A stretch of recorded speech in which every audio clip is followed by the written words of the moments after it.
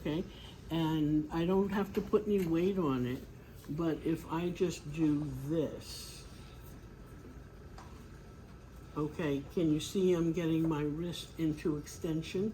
Yes. Okay, while I'm moving, and then the therapist can put their hand at the radiocarpal and midcarpal joint, hold it there as they're doing this. So you're getting a mobilization combined with a movement, Nice. okay? So, shall we do it That's okay. this way? Yeah, that's Okay. either way is fine. Okay. So, let me be my therapist. Okay. You're gonna stand over there, The other way. the other way. I gotta see it. Yeah, okay.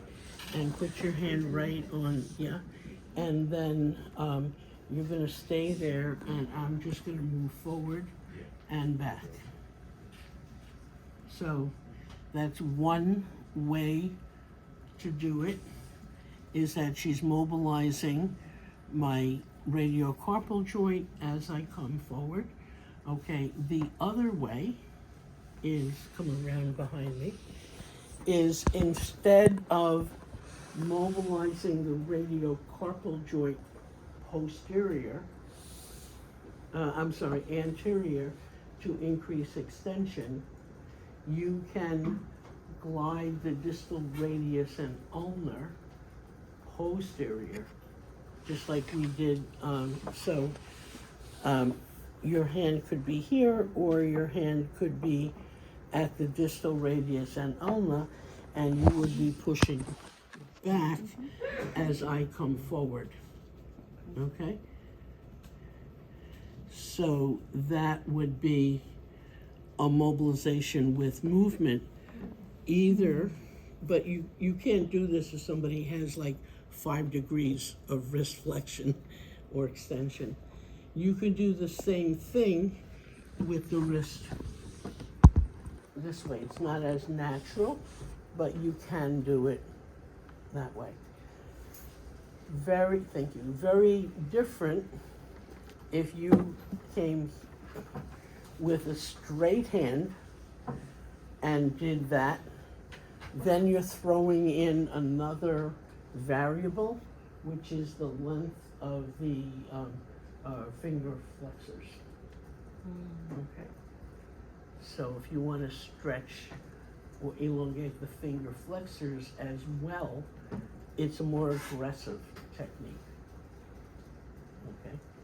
So that's part of the concept of mobilization with movement. Okay. So, but if you don't want to really stretch the finger flexors and all of that, the right approach would have been your hand is going to be in such a way that digit is going to go on into the flexion, because then the flexors are not going to be giving you the resistance of the stretch. So you could do either way. You can do both. You know, you teach your patients many different ways to do it, not just one way.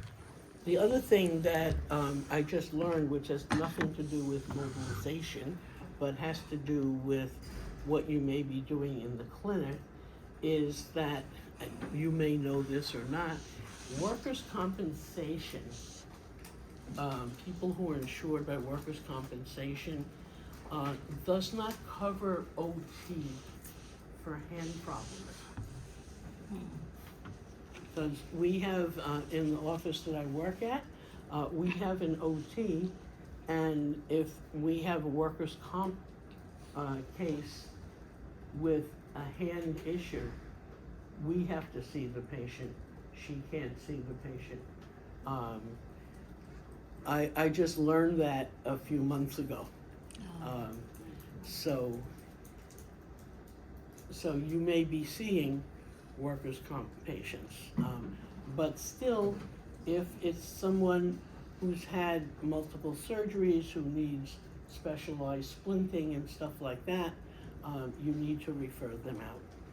So you go to a CHT who's a hand therapist. Okay. So I think that